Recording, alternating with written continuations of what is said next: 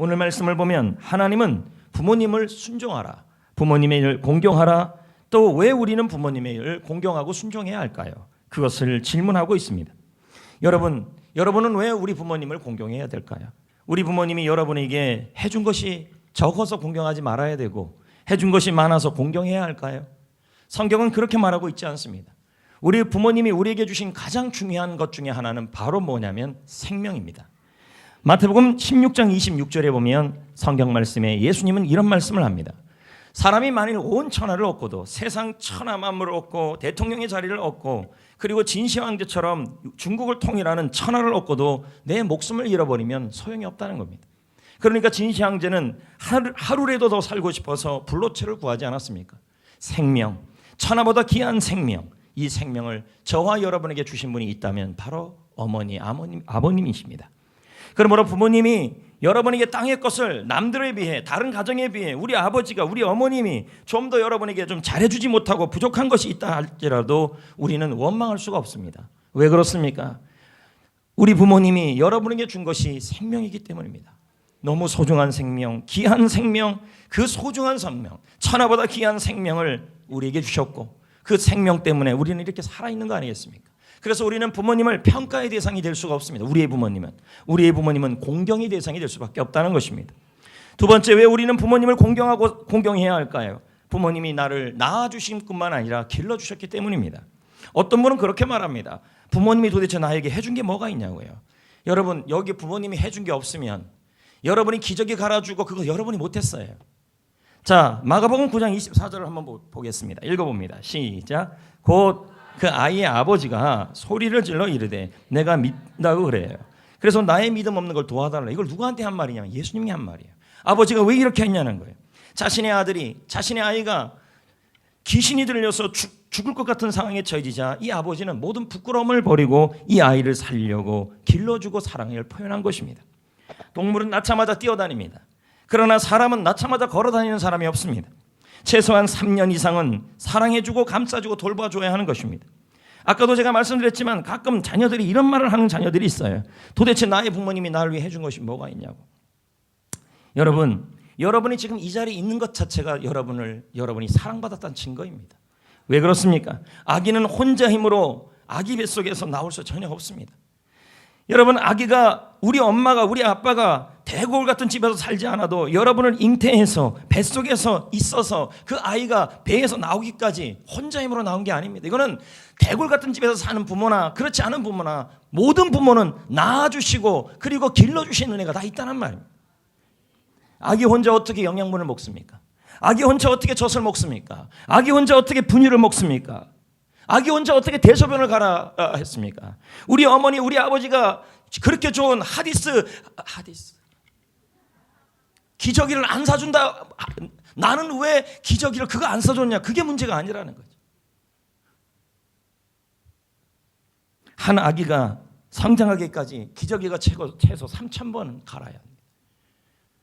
예전에는 일회용 기저귀도 없으니 무슨 천이에요? 면천 갖고 얼마나 쌌다 그러면 또 털고 하고. 지금 여기 있는 분 중에서 일회용 기저귀 쓰는 사람 어디 있습니까? 다 부모님이 기저귀 가지고 갈아주고 삶아갖고 이 자리에 앉아 있는 거잖아요. 근데 그러잖아요.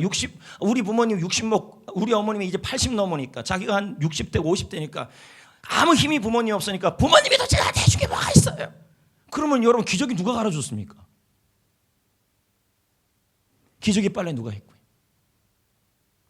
내가 잘나서 좋은 대학 갔습니까? 내가 잘나서 취직했습니까? 부모님 뒷바라지가 있었죠. 근데 국민일보에 뭐라고 생겼냐면 원래 이 어머니 은혜는 목사님이 작곡했다는 거죠. 윤충병 목사님인데 기독교 감리의 동부연회 초대 감독이셨다는 거죠. 근데 이분이 이 노래를 가사를 시로 쓴 것은 어머니에 대한 그리움 때문이었다는 거예요. 그의 고향은 평안남도 중하군이었습니다. 1945년 해방 직후에 공산당의 탄압으로 월남을 했는데 이후에 어머니랑 헤어진 거죠. 근데 어머니 다시는 고향에 가지 못했어요. 그 후 1948년 당시에는 불치병과 같았던 말라리아 병에 걸린 거예요. 죽음의 문턱에서 자꾸 죽어가고 있는데 엄마가 생각이 나는 거죠. 동구 밖에서 헤어졌던 엄마. 죽음의 문턱에서 어머니에 대한 그림이 자꾸만 커지면서 펜을 들어서 시를 썼는데 그 노래가 이 어머님 은혜였어요. 그 후 박재훈 목사님이 이 노래에 시가 붙인 이 노래에 작곡을 했습니다. 1절부터 3절로 되어 있는데 우리나라 교과서에 실리면서 3절을 삭제해버렸습니다. 3절이 뭐냐면 산이라도 바다라도 따를 수 없는 어머니의 그 사랑은 거룩한 사랑. 날마다 주님 앞에 감사드리자. 이 주님 들어갔다고 빼버린 거 봐요. 사랑의 어머님을 주신 그 어머님을 주신 은혜에 감사합니다. 이게 3절이에요. 윤 목사님은 돌아가셨어요. 근데 그가 살아생전에 인터뷰할 때마다 이런 말을 해요. 투병 중에 환상 속에 있을 때, 투병 중에 이렇게 뭐가 자꾸 아른아른거릴 때 하루에도 수십 번 그 평안남도 중화군의 고향길로 가서 고향을 떠난 어머니가 우시면서 너 이제 가면 언제 오냐? 너 이제 가면 언제 오냐? 그것이 계속 아른거렸다는 거죠. 그 노래가 바로 이 어머님 은혜예요. 저는 오늘 이 어머님 은혜를 한번 불러보려고 그러는데요. 이 3절도 이 윤천병 작사 이 목사님이 지은 그대로 한번 좀 불러보려고 합니다.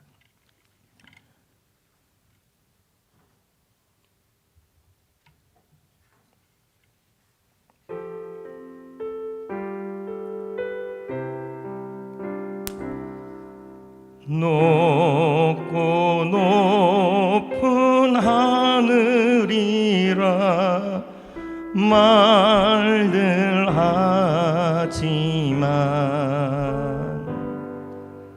나는 높은 게 또 하나 있지. 나으시고 길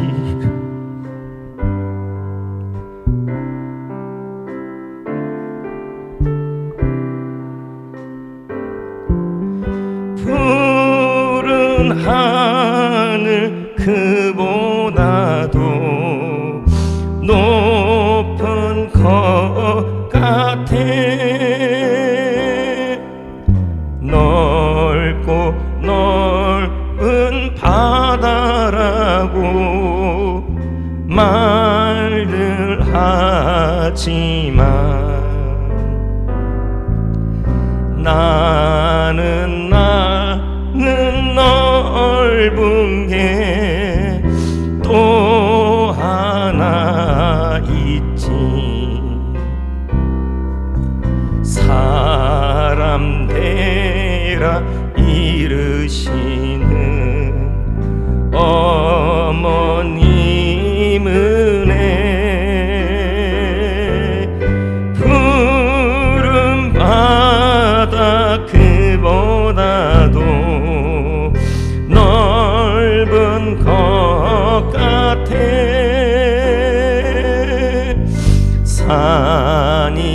산이라도 바다라도 따를 수 없는 어머님의 그 사랑, 거룩한 사랑.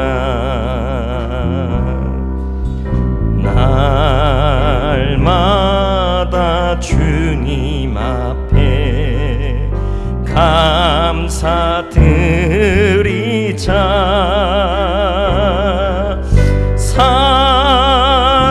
사랑의 어머님을 주신 은혜를.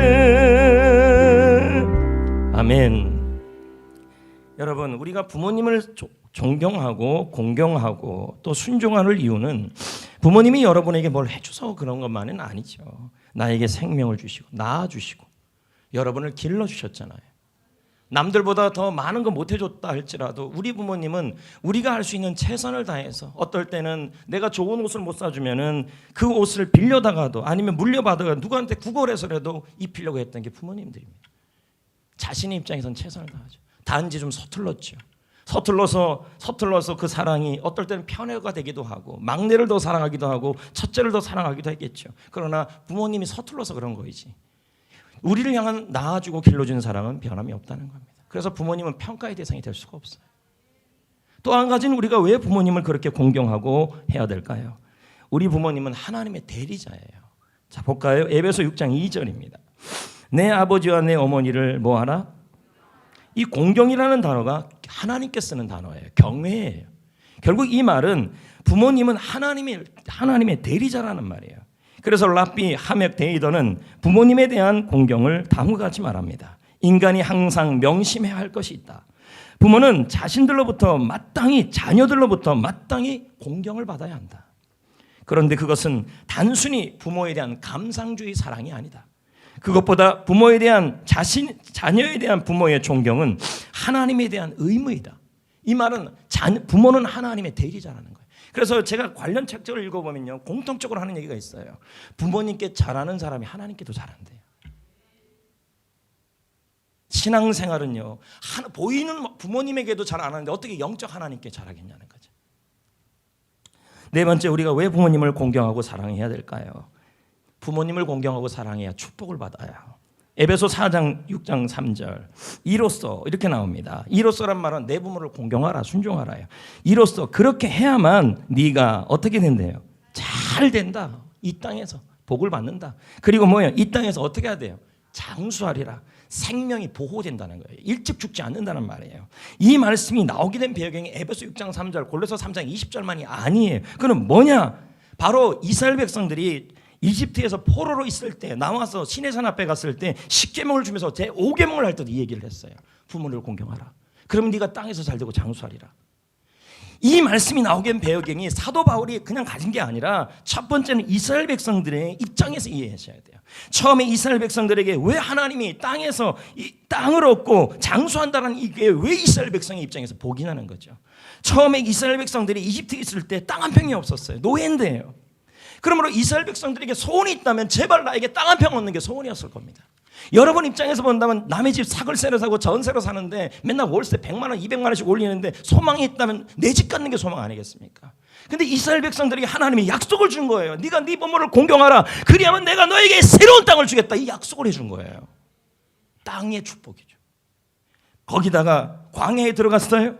광야에 전쟁과 기근과 질병의 위험이 있어요. 근데 하나님이 이렇게 말해. 시내산에서 네가 네 부모를 공경하라. 10계명의 제5계명 내 부모를 공경하라. 내 부모에게 순종하라. 그리하면 네가 장수하리라. 이 말은 뭐예요? 광야 같은 세상에서 전쟁과 기근으로 객사하지 않을 것이다. 네 생명이 보존될 것이다. 부모에 대한 공경에서 나오는 축복이에요. 여러분, 부모 공경에 대한 하나님의 축복이 이렇게 약속되어 있어요. 성경에 보면요, 부모님을 공경하고 특히 시부모님을 공경하여 복을 받은 사람이 나오죠. 룻입니다. 룻은 시어머니에게 효도합니다. 그러면 시어머니는 어떤 사람인데요? 홀로 남았죠. 늙고 병들었죠. 가난했죠. 그럼 우리 입장에서 보면 이런 분들이 있다는 거예요. 내 부모님이, 친부모님이, 또 시부모님이 늙고 병들고 가난해요. 아무 기력이 없어요. 예전 같은 그런 힘도 없어요. 너무 몸도 힘들어요. 그런데 그 부모님을 향하여 룻은 어떻게 하냐면 아무도 도움이 안 되는 그 부모님을 떠나지 않아요. 그 부모님을 섬겨요. 그 시부모님을 섬겨요. 그 부모님을 섬기기 위해서 이삭을 주어요. 이삭 주우러 나간 젊은 룻이 이삭을 줍는 그 장소는 너무도 힘든 장소예요. 오직 하나 내 부모님을, 아무 힘도 없는 그 부모님을 무시하지 않은 거예요. 근데 우리는 가끔 그럴 때가 있어요. 예전에는 그렇게 왕성하고 경제력이 있는 부모님을 바라볼 때는 그렇게 공경도 잘하고 꽃도 사주는데, 꽃도 어버이날만 안 사주고 때또는 막 사주고 다 사주는데, 근데 이제 부모님이 힘이 없고 능력이 없고 홀로 남고 병들고 늙고 그러면서 우리 입에서 자꾸 이런 말이 나와요. 무시해버리고. 룻은 그러지 않았다는 거죠. 룻은 부모님을 공경했고 섬겼다는 거예요. 그랬더니 어떤 일이 일어났습니까? 그가 이삭을 줍던 그 장소에서 축복을 받고 보아스와 결혼을 했는데 성경 말씀 그대로 땅을 얻어요. 내 부모를 공경하라. 네가 땅을 얻을 것이라. 뭐예요? 보아스와 결혼해서 보아스의 땅을 얻어요. 보아스의 밭을 얻어요. 그리고 그때부터 보아스가 이런 말을 해요. 나의 날개 아래서 너는 보호를 받을 것이다. 그의 목숨이 보존이 돼요. 틀림없는 약속이에요. 그래서 여러분, 부모 공경은 축복의 밭이라는 얘기를 제가 몇 번 얘기를 했어요. 세계보건기구에 의하면 여러분, 부모를 공경하지 않고 하나님이 보호해주고 하나님이 그 사람을 형통케 하는 경우를 볼 수가 없어요. 이건 성경의 원리예요. 세계보건기구에서 전 세계 장수촌을 조사했습니다. 그 결과 중앙아시아 위구르족이 가장 건강하게 장수했습니다. 그 비결을 봤더니 이 독특하게 100세가 넘는 건강 비법이 있었어요. 그걸 봤더니 그게 다른 게 아니에요. 부모에게 효도하더는 거예요. 부모에게 효도하고 대가족을 이루어요. 3, 4대가 같이 살았다는 거죠. 유대인은 어떻습니까? 유대인들은 부모님을 공경하라는 10계명의 제5계명을 정말 소중히 여겼습니다. 내 부모를 공경하라. 내 부모에게 손중하라. 그러면 네가 땅을 얻고 땅에서 장수하리라. 그 말씀을 꽉 붙들었습니다. 통계에 의하면 증명이 되면요. 1903년 포브스 경제 잡지에 의하면 미국 인구의 2.5%가 유대인인데 그들이 벌어들이는 돈이 미국 전체 소득의 15%가 달한다는 겁니다. 미국 유대인의 가구 평균 소득이 비유대인보다 이 미국 유대인들이 평균 소득이 2배나 높았다는 거죠. 사랑하는 성도 여러분, 여러분의 어머님은 어디 계십니까? 여러분의 부모님은 어디 계십니까? 살아 계십니까? 아니면 따로 계십니까? 같이 사십니까? 아니면 돌아가셨습니까? 여러분의 부모님이. 여러분에게 부모님은 어떤 대상입니까? 부담스럽습니까? 거추장스럽습니까? 현재 경제적 능력을 상실해서 아무런 도움이 되지 않습니까? 그렇다고 할지라도 부모는 여러분의 평가의 대상이 되지 않습니다. 왠지 아십니까? 낳아주셨습니다. 길러주셨습니다. 그게 은혜예요. 남들보다 부잣집에서 태어나지 못해서 저도 그런 적이 있습니다. 나는 왜 이렇게 이런 집에서 태어났어? 그런 적 있어요. 저도요. 그건 사춘기 때 중2 때 그런 거죠. 근데 사춘기도 아닌데 갱년기 와서도 그런 분들도 계실 줄. 그러시면 안 됩니다. 여러분. 부모님은 자신이 가지고 있는 그 경제적 수준에서 최선을 다해 주셨어요. 기저귀도 없으면 빌려와서라도, 옷이 없으면 구걸해서라도, 아니면 자기가 발품 팔아서라도 아이들 학원비 용돈까지도 했던 게 우리 엄마 아빠였어요. 남들보다 더 하지 못했죠. 그럼에도 불구하고 우리는 부모님을 공경해야 합니다. 왜요? 생명을 주시고 낳아주시고 길러주셨으니까. 그것만이라도 이루 말할 수 없는 거죠. 어떻게 공경해야 할까요? 어떻게 우리가 부모님을 공경해야 할까요? 여러분, 하나님은 명확하게 얘기합니다. 부모를 공경할 때, 부모에게 순종할 때 땅을 얻는다. 그리고 보호를 받는다. 장수한다는 말이 보호를 받는다는 게 보아스에게 보호를 받듯이. 이제 어떻게 부모님을 공경해야 될까요? 저는 부탁드립니다. 부모님이 살아계시든 부모님이 돌아가시든 우리 부모님을 기억합시다.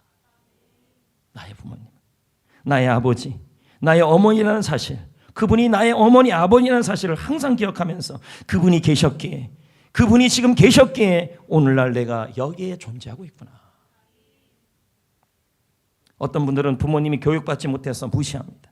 어떤 분들은 세상살이에 대한 생각이, 나의 부모님과 생각이 다르다고 부모님을 업신여깁니다. 김남준 목사님은, 열린교회 목사님은 다음과 같은 말을 해요. 부모님은 인격이나 교육 정도나 재산 유무 정도에 따라서 공경하는 게 아니다. 단지 그분이 낳아주시고 길러주셨다는 그 사실 때문에 공경하는 것이다. 낳아주시고 길러주시고. 유대인들은 부모님을 공경하며 기억하는 방법을 강조하고 있습니다. 그 중에 하나가 엄마의 자리, 아빠의 자리가 집에 다 있다는 거예요. 근데 요즘 엄마 아빠들을 보면 자식 때문에 다 쫓겨나요. 자리에서. 여기 내 자리라고, 엄마 일로 가라, 아빠 일로 가라는데 유대인들은 그렇게 안 가르쳐요. 제5계명을 가르칠 때 부모님을 기억하는 방법 중에 하나가 엄마가 앉았던 자리, 특히 아버지가 앉았던 자리는 앉지 말라 그래요. 이게 어떤 의미인지 제가 설명해 드릴게요. 유대인들은 부모님, 특히 엄마, 아빠를 기억하기 위해서 특히 아버지의 자리를 존중해요. 그래서 항상 아버지의 고정된 자리, 의자를 자녀가 침범하지 못하도록 가르쳐요. 근데 이건 엄마들이 더 그래요. 뭐라, 아이고 얘가 앉을 수 있지, 빨리 밥 먹고 가야 되는데 아빠는 기다렸다 드세요, 이렇게 나온다는 거예요. 이게 복 받는 길입니까 진짜 여러분? 유대인들은 안식일 예배를 드릴 때, 항상 가정 예배를 드릴 때 아버지가 앉는 고정 좌석이 있어요. 고정 방석이 있어요. 의자가 있어요. 아버지가 설령 타지에 출장 갔다 할지라도 자녀들은 그 자리에 못 앉아요. 이건 아버지의 자리예요. 아버지를 기억해라. 아버지를 공경하는 것이다. 부모가 출입할 때도요, 항상 어떻게 하냐, 예의를 갖춰요. 먼저 들어오면, 아버지 들어오면, 아버지 다 다녀왔습니까? 근데 우리는 들어오면 아이들이 어떻게, 우리는 말고 저도 말고 뭐 어떻든 들어오면 어떡합니까? 이거 하느라고 정신이 없어요. 이거 하느라고. 알죠? 핸드폰 이거 돌리는 거 옛날에 눌렀는데. 이거는 엄마 아빠들이 지켜주셔야 될 부분이에요. 우리 아버지가 살아계시다면, 우리 할아버지가 살아계시다면 우리 할아버지의 고정자석이 있고 식탁에 고정자석이 있어요. 그 자리가 계시든 안 계시든 비워두셔야 돼요. 그리고 기억하셔야 돼요. 이게 존경이에요. 이게 공경이고요. 특히 부모님에 대한 공경은 스승에 대한 공경으로 그대로 유대인들은 적용이 됩니다. 그래서 예를 들면 자녀들이 부모님을 보게 되면 어떻게 하냐, 이 유대인들은요 부모님이 보이기만 하면 자리에서 일어나요. 벌떡벌떡. 그래서 존경을 표시해요. 왜요? 이렇게 가르쳐야 자녀가 땅을 얻고 장수한다는 걸 알기 때문에 부모가 그렇게 가르쳐요.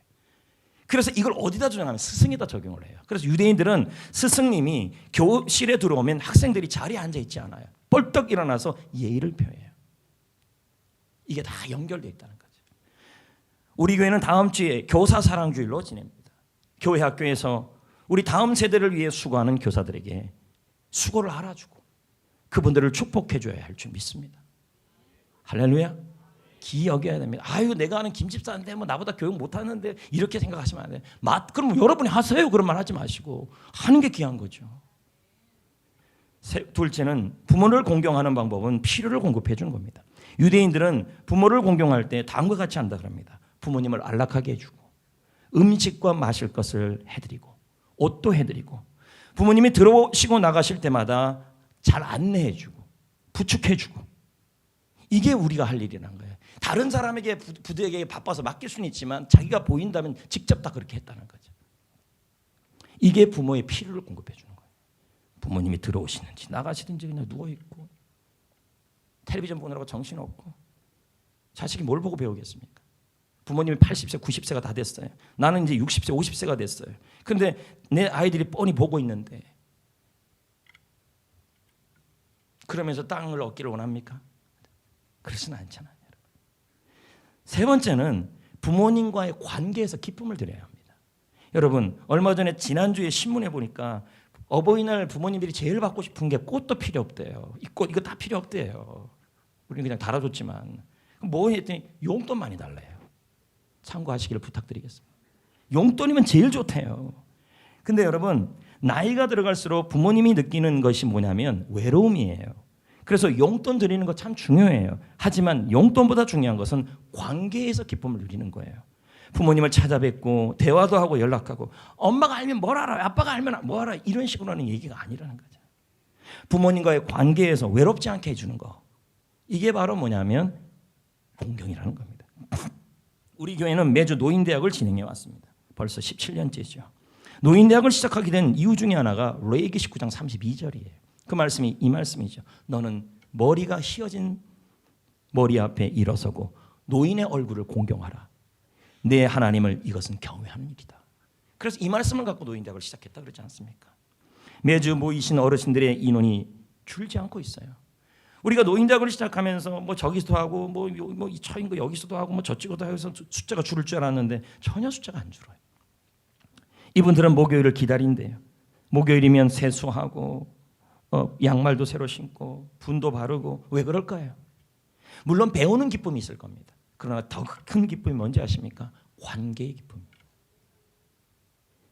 외롭지 않으니까 노인대학 교수님 만나고 친구들 만나니까 외롭지 않은 거 아니겠습니까? 여러분 지금 노인 자살률이요 그걸 다 하고 있습니다. 특히 여성분보다 남성 노인들의 자살률이 2배가 높아요. 왜 그럴까요? 자신이 인생을 살아가는데 점점 열심히 살다가 이제 노년이 되면 뭔가를 다 내려놔야 되니까 사람의 삶에 대해서 의지가 약해져요. 그래서 여성보다 남성이 더 많이 자살을 한다는 거예요. 참으로 감사한 건 제가 몇 번 말씀드렸지만 예전에 어떤 도의원이 우리 교회 우리 성전 노인대학 덕분에 이동읍의 노인 자살률이 저조하게 떨어졌다고 얘기했지 않습니까? 노인대학 하는 날이면 어르신들이 제 손을 잡고 너무도 고마워합니다. 금주에는 저는 깜짝 놀랐습니다. 우리 교회에서도 받지 못한 서프라이징 파티를 그 어르신들한테 받았습니다. 영적 부모라고. 서프라이징이었습니다. 난 깜짝 놀랐습니다. 올라갔는데 갑자기 카네이션하고 갑자기 편지를 읽어주는 겁니다. 내용은 이런 겁니다. 노인대학 열어주셔서 감사합니다. 따뜻하게 노인대학으로 잘 섬겨주셔서 감사합니다. 그 내용이에요. 주 내용이에요. 글자도 이렇게 막 삐뚤삐뚤삐뚤삐뚤. 근데 여러분이 저한테 뭐 편지 쓴 적도 없지만 쓴 그 수많은 그 길보다 그 글자 그 삐뚤삐뚤 맞춤법 틀리는 글이 더 은혜가 됐다 그럽니다. 아니 은혜가 됐나요? 은혜가 됐을 거예요. 아니 은혜가 됐어요. 이 모습을 보면서 마음에 너무 큰 감동을 받았습니다. 이 편지는 저에게 준 것이 아니라고 생각이 들었어요. 섬기는 교수님들, 또 운전하시는 분들, 봉사하는 분들, 우리 교회 모든 성도님들에게 주시는 이 송전 노인대 어르신들의 마음입니다. 할렐루야. 노인들, 어르신들에게는요, 특히 어르신들에게는요, 용돈도 중요하지만 더 중요한 것은 관계 기쁨입니다. 마지막 네 번째는요, 순종해야 합니다. 자, 볼까요? 20절 읽어볼까요? 시작. 자녀들아, 모든 일에 부모에게, 이 모든 일이라는 게 뭐냐면 일상의 모든 일에 다 부모님께 순종하란 말이에요. 단 안 되는 건 하나 있어요. 이 부모님보다 위에 계신 하나님의 순종과 배치가 될 때는 순종이 안 돼요. 왜? 너 교회 가지 말아라. 이건 아니잖아요. 근데 그와 연관된 나머지 모든 일은 부모와 부모님과 관련된 모든 일상의 모든 일은 다 순종하래요. 순종의 뜻이 뭔데요? 휘포, 아래서, 아코, 듣다는 뜻이에요. 그럼 이건 뭡니까? 위에서 부모님을 평가하지 말아라. 부모님의 의견 뭐를, 나이가 부모님 본인이 많이 배우고, 그렇지만 여러분 그 대학 나온 것도 부모님 돈으로 나온 거잖아요. 네. 그렇잖아요. 아니 가르쳐 놓으니까 안다고 그러잖아요. 지금요.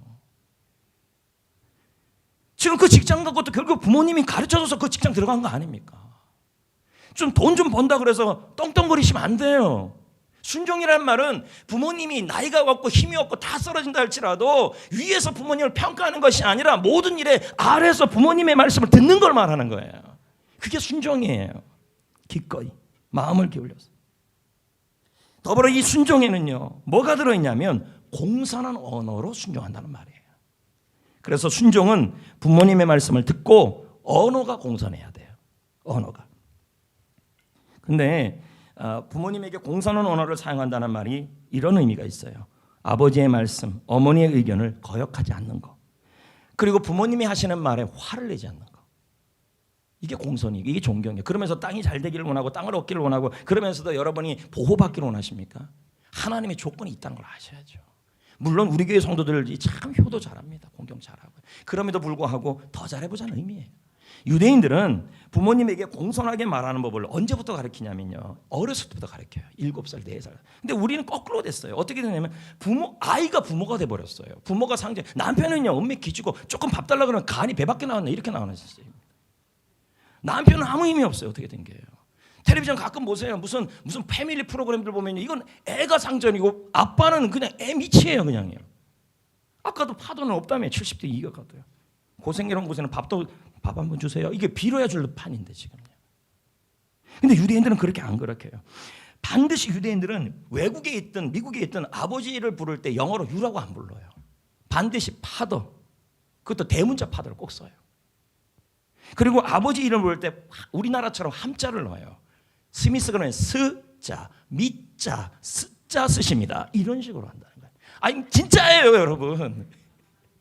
우리나라도 이렇게 쓰잖아요. 저희 아버지 성함이 어떻게 됩니까? 김자, 철자, 숫자 쓰십니다. 이런 식으로 가르친다는 거예요. 공손하게. 지금 아이들이 버릇이 없다. 그 부모 책임인 거죠. 그리고 어렸을부터 유대인들은요, 순종해서 가르치면서 자녀들에게 부모가 말할 때는 말을 막지 못하도록 가르쳤어요. 엄마가 뭐 알아요? 아빠가 뭐 기껏 결혼 다 시켜놓으니까 그런 말 한다는 거죠. 결혼도 자기가 했나요? 생명이 없으면 결혼도 못하는 거 아닙니까? 기저귀 다 갈아줬으니 결혼한 거 아니에요. 반응들이 왜 이럴까 모르겠어요. 그리고 이렇게 한답니다. 말을 하기 전에도 이렇게 말하는데, 부모님께 먼저 엄마 이렇게 하는 게 아니라 어머니 제가 말 한마디 드려도 될까요? 유대인들은 이렇게 교육을 시킨다는 겁니다. 빨래 부탁할 때도 우리는 애들이 뭐라 그럽니까? 엄마 운동기 빨아놨어요? 쥐가 빨지. 엄마 양말은요? 옷 어디 있어요? 지금 이런 시스템이 아닙니까? 이게 공경이 아니고 순종이 아니에요. 유대인들은 어떻게 가르친 줄 아십니까? 제가 그대로 옮겨 먹겠습니다. 내용을요. 엄마 제가 바지가 들어오는데 오늘 빨래하는 날이죠. 은혜가 돼요 지금. 제가 빨래통에 빨래 넣어도 될까요? 야, 참. 어떻게 된 게 전혀 총각이 다 됐음에도 불구하고 아직도 밥 차려주고 있습니다. 밥은 우리가 차려 먹어야 돼요. 엄마가 왜 차려줘야 돼요? 아빠가 왜 차려줘야 돼요? 나는 안 차려줘요. 밥을 왜 아빠가 차려주고 엄마가 차려줘요? 지가 차려 먹어야죠. 걔네들이 뭐라 하면 제가 밥 좀 차려 먹어도 될까요? 이렇게 나와야죠.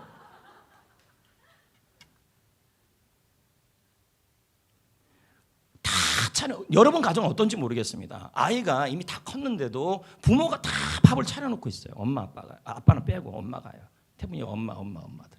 그럼 애가 와서 딱 쩝쩝쩝대고 지방에 쏙 들어가 버려요. 설거지도 안 하고. 그래갖고 이게 공경입니까, 여러분? 유대인들은요, 우리 부모님하고 다른 사람하고 의견이 충돌이 됐어요. 근데 부모님이 잘못한 것 같아요. 그럼에도 불구하고 가르쳐요. 그래도 엄마 편에서 해야 되고 아빠 편에서 하라 그래요. 이렇게 가르쳐요. 부모님이 잠을 자고 있어요. 근데 아이가 그래요. 엄마, 내가 잠자고 있으니까 공부하다가 피곤하니까 잠자고 있으니까 좀 조용히 좀 해주세요. 요즘 이런 형태예요. 유대인들은 이렇게 안 가르쳐요. 부모님이 잠을 자고 있으면 큰 소리로 떠들면 나가라 그래요. 잠을 깨우지 못하게 해요. 근데 우리는 거꾸로 하는 게 자녀 중심이에요. 얘가 고3이라 그러면 뭐 재수합니다. 아이고 어찌고 저찌고. 그래서 우리가 기죽어서 집에도 철렁철렁 돌아와요. 그렇게 해서 가면 뭐 합니까, 여러분? 나중에서 부모 무시할 건데요. 우리 성도들이 그렇다는 게 아니라 전반적으로 지금 우리나라 형태가 이렇다는 거죠. 남자의 권위가, 아빠의 권위가 약해지고 엄마의 권위가 약해졌다는 거죠. 이건 공경이 아니라는 거죠. 여러분, 부모님은 우리에게 생명을 주셨잖아요. 낳아주셨잖아요. 길러주셨잖아요. 하나님의 대리자잖아요. 축복의 통로잖아요. 그러므로 부모는 공경의 대상이에요. 평가의 대상이 아니에요. 부모님이 여러분에게 기도하지 말라, 교회 가지 말라, 그거 제외하고는 부모님이 하시는 말에는 다 토달면 안 돼요. 결혼했다고 토달지 마시고, 결혼 안 했다고 토달지 마시고, 중2병이라고 토달지 마시고, 갱년이라고 토달지 마세요. 여기 40대 이상 갱년인 되신 남성분들 토달지 마세요.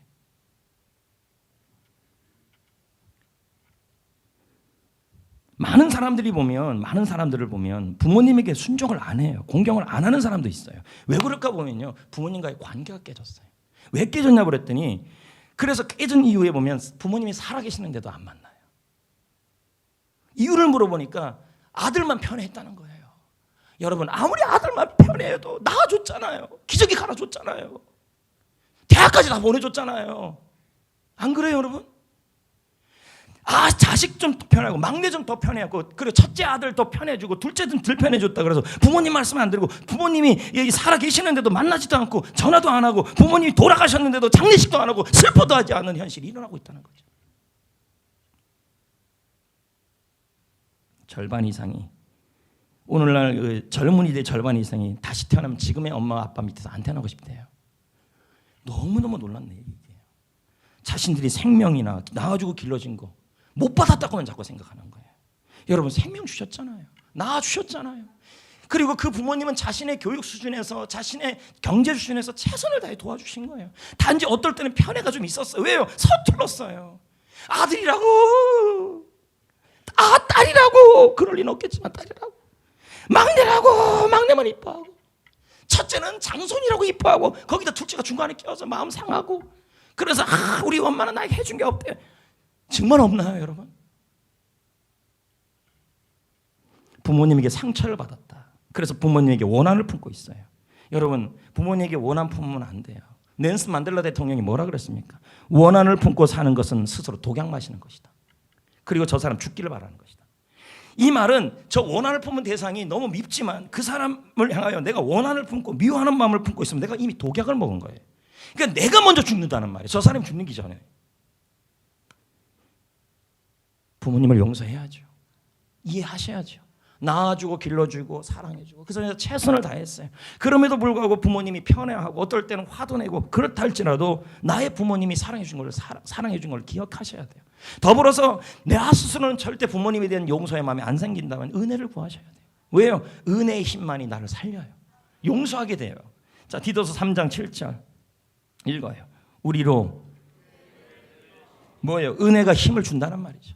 은혜가 용서할 힘, 은혜가 효도할 힘. 여러분, 은혜가 임하면 부모님이 이해가 돼요. 볼래요? 에베소 3장 32절. 서로 뭐하게 여겨요? 네? 불쌍히 여겨서 뭐가 돼요? 이렇게 되는 이유가 뭔데요? 은혜가 임하면 그래요. 여기서 불쌍히 여기다는 마음은 부드러운 마음이 생겨서 이해하는 마음이 생긴다는 거예요.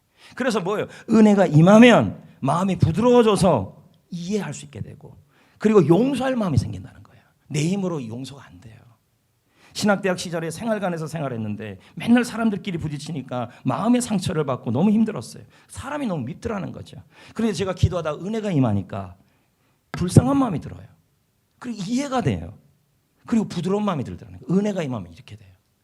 은혜가 임하면 여기서 끝나지 않아요. 친절해져요. 32절 계속 봅시다. 서로, 그래서 용서하기가 이렇게 나와요. 이게 다 은혜와 표현되어 있어요. 친절하다는 말은 매우 친근해지고 다정해진다는 거예요. 아빠가 너무 미워요. 엄마가 너무 미워요. 형만 너무 사랑했어요. 누나만 너무 사랑했어요. 막내만 사랑했어요. 나는 사랑받지 않은 것 같아요. 이래서 나는 부모님 찾아뵙기 싫어요. 명절인데도, 그리고 어버이날인데도 전화 한 통 안 해요. 그럴 때 어떻게 해야 되냐는 거예요. 계속 그렇게 살면 여러분만 손해나요. 독약을 먹는 거예요. 그래서 어떻게 해야 돼요? 은혜가 임하면 그 마음이 친근해져요. 부모님에 대해서 마음이 회복이 된다는 거예요. 김남중 목사님이라는 분이 아까도 말했지만 이분이 목사님인데 부모님과의 관계가 좋지 않았어요. 그래서 빨리 결혼해서 독립해서 나가는 게 소원이었어요. 왜? 부모님 때문에, 아버지 때문에 자신의 인생이 이렇게 됐다고 생각한 거예요. 그래서 인생이 좌절할 때마다 생각의 뿌리는 언제나 부모님이 주신, 과거에 주신 상처로 갔어요. 그러던 어느 날 휴가서를 내고 교회를 갔어요. 추운 겨울날 마룻바닥에, 예배당 마룻바닥에 무릎을 꿇고 기도하는데 하나님의 은혜가 임한 거예요. 그리고 부모님의 생각이 막 들어요. 근데 드는데 자꾸 마음속에 부모님에 대해서 국률한 마음이 생기고 이해가 되고 미운 마음이 사라지고 부드러워지기 시작하는 거예요. 그리고 하나님이 이런 마음을 주는 거예요. 얘야, 네 부모가 네를 버렸니? 나는 널 버리지 않았지 않냐. 나 하나님 아버지는 널 안 버렸다. 그것으로 네가 만족하지 못하겠니? 네가 잃어버린 사랑, 부모님의 사랑은 뭐냐? 유한한 사랑이지만 내가 너에게 주는 사랑은 유한한 사랑이나 무한한 사랑이다. 내 부모님 하나님을 몰랐지 않았냐? 그래서 더 좋은 부모가 될 수 없지 않았냐? 어머님 원망하지 말고, 아버지 원망하지 말고 불쌍히 여겨라. 하나님 은혜가 목사님에게 임했어요. 그리고 그 이후에 부모님에 대한 응어리가 녹아내렸어요. 그리고 부모님을 이해하는 마음이 생겼어요. 그리고 부모님을 부드러운 마음으로 대했어요. 그게 뭐예요? 은혜가 임하면 된다는 거예요. 할렐루야. 여러분에게도 은혜가 임하기를 축복합니다. 부모님에게 전화할 수 있는 은혜가 생기기를 축복합니다. 할렐루야. 아멘. 그래서 은혜의 힘이라는 찬양을 불러야 되지만 시간 관계상 안 부르겠습니다. 그러나 여기는 잠깐 부르겠습니다. 나를 대적하는 자 사랑할 수 있음은 하지 말아요. 은혜의 힘입니다. 내게 고통 주는 자 품어줄 수 있는 거 있음은 은혜의 힘입니다. 주님의 은혜가 내 안에 들어오면 나는 날마다 기뻐합니다. 은혜의 은혜가 더하여 질수록 오직 주님만 바라봅니다. 은혜가 임하시길 바랍니다. 나를 낳아주고 길러준 부모님과 연락 안 하면 어떻게 됩니까? 참으로 감사한 건요, 우리 성전교회는 노인 공경 프로그램이 있습니다. 노인대학을 통해 지역 어르신을 섬기고 우리 교수님들, 식당 봉사자들, 또 운전하시는 분들 너무 열심히 수고해주고 있습니다. 근데 또 매년 보면은 봉사하다가 사라지는 분들이 좀 생기는데 여러분, 그 자리가 땅을 얻고 장수하는 자리인 줄 믿습니다. 아멘. 단순히 복지 사역이 아니라 복음을 나누는 겁니다. 금주 화요일 날 우리 교회 어르신들을 위한 효도관광을 합니다. 야, 이 막대한 예산이 들어요. 어마어마하게 듭니다. 근데 제가 왜 이걸 합니까? 우리 교회가 왜 이걸 합니까? 우리 교회를 위해 헌신해 주시고 또 가족을 위해서 참 열심히 살았던 귀한 분들이십니다. 효도관광 때 여러분 안전하게 다녀올 수 있도록 기도해 주시고 아침에 8시 반에 출발하니까 관심도 가져주시고 또 여러분 헌물도 부탁드리겠습니다. 그렇죠? 아멘이 자꾸 작아지는 이유를 제가 다 알겠습니다. 5월 23일 날 이번에는 교회 어르신이 아니라 이 지역 어르신들을 위한 경로잔치를 합니다.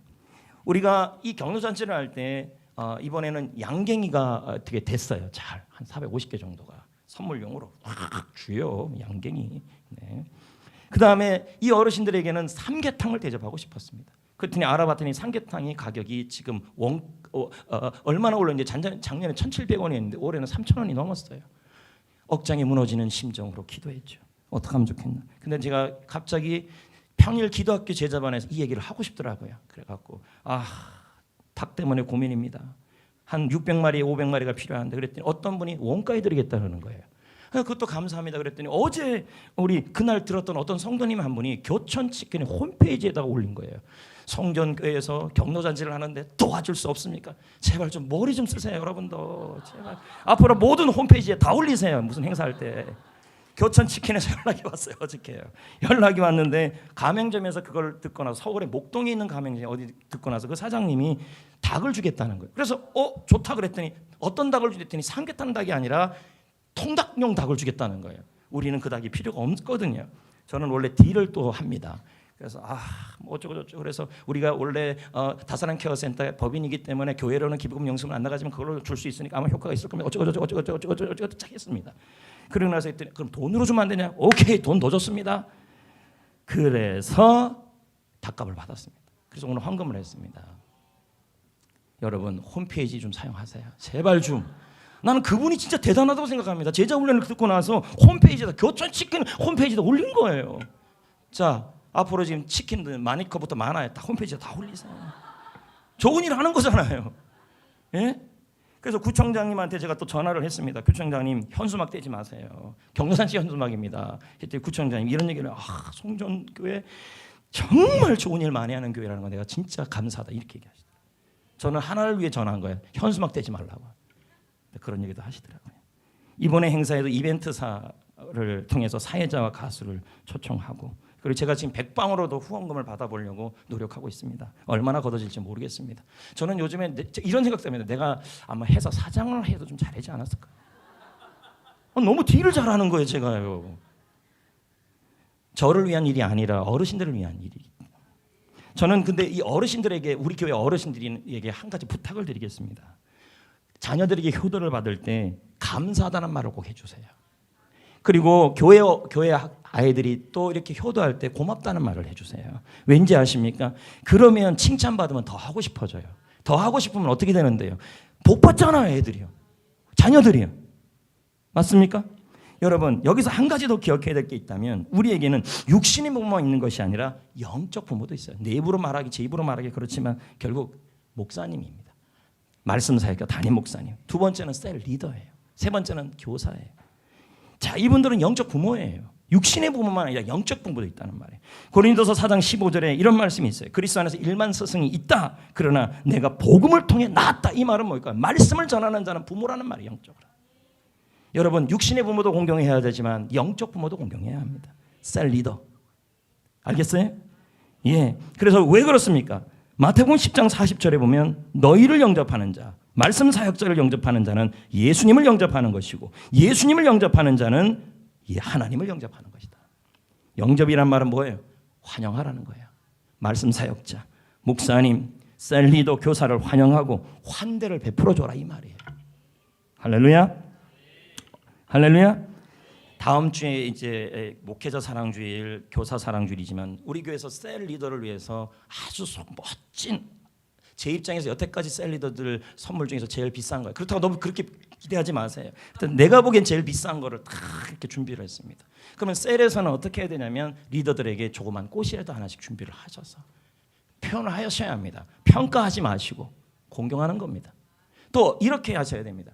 예를 들면 셀 리더를 잘 섬기는데 담임 목사님은 또 안 섬기고 담임 목사님은 섬기는데 셀 리더는 안 섬기고 또 이래서는 안 돼요. 같이 섬기셔야죠. 아멘. 안 나오네요. 제가요 다른 교회 가면 이런 얘기 진짜 잘합니다. 근데 이제 우리 교회에서 하기에는 정말 제가 목사가 이런 말 해서 근데 중이 자기 머리를 지금 못 깎는 겁니다. 그러나 이게 복 받는 길이에요. 환대하고 환영하고 환대를 베풀고 셀 리더를 그렇게 하셔요. 그래서 존 비비오 목사가 이런 말 하잖아요. 이 유명한 목사님 아닙니까? 영적 부모 즉 말씀 사역자 존중하는 성도들을 보면 형통하지 않은 사람이 없었다. 자기가 보니까. 그리고 그들이 하는 일마다 하나님 그들의 프로젝트마다 크게 성공하게 하고 형통하게 하더라. 나는 유해를 보지 못했다. 존 비비오 목사님의 책에 나오는 얘기예요. 존중이라는 책에서요. 이제 말씀을 맺겠습니다. 우리 모두 부모님이 있습니다. 살아 계십니까? 돌아가셨습니까? 기억합시다. 부모님은 평가의 대상이 아니다. 나를 낳아주시고 길러주시고 하나님의 대리자입니다. 그러나 그 부모님이 좀 서툴 수는 있습니다. 그럼에도 불구하고 우리 부모님을 잊지 맙시다. 기억합시다. 필요를 채워줍시다. 부모님과의 관계에서 기쁨을 주립시다. 무엇보다도 부모님이 하는 모든 일에 순종합시다. 공손하게 말합시다. 그리고 혹시 부모님과 관계가 좋지 않다면 은혜를 구합시다. 용서합시다. 그래야 다 살아요. 그래 복을 받아요.